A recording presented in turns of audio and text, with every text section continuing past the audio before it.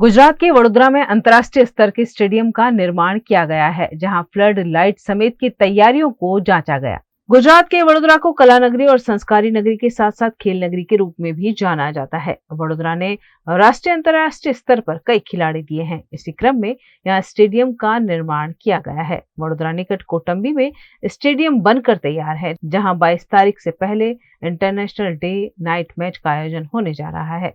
भारत और वेस्टइंडीज की महिला टीमों के बीच 22 दिसंबर से मैच खेली जानी है, जिसकी तैयारियों को चाक चौबंद रूप से अंजाम दिया जा रहा है। फ्लड लाइट समेत की चेकिंग यहाँ रोजाना हो रही है।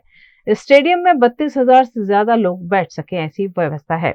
यहाँ लगभग 35 कॉरपोरेट बॉक्स तैयार किए गए हैं, जो प्राइवेट कंपनी के उद्योगपति समेत के लोग 10 से 15 साल तक कॉन्ट्रैक्ट पर ले सकते हैं, जहां उद्योगपति और उनसे जुड़े लोग बैठकर क्रिकेट का मजा ले सकेंगे।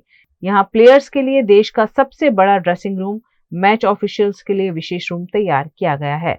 Match referee room, umpire room, video analyst room, anti corruption unit के लिए खास रूम, कमेंटेटर रूम समेत की तैयारी की गई है। डे नाइट मैच के लिए यहाँ 4 बड़ी फ्लड लाइट लगाई गई है, जिसमें 400 एलईडी के बल्ब लगाए गए हैं, जो इंस्टेंट चालू और बंद किए जा सकते हैं। इस आयोजन पर प्रोजेक्ट मैनेजर अमित पारेख ने जानकारी दी।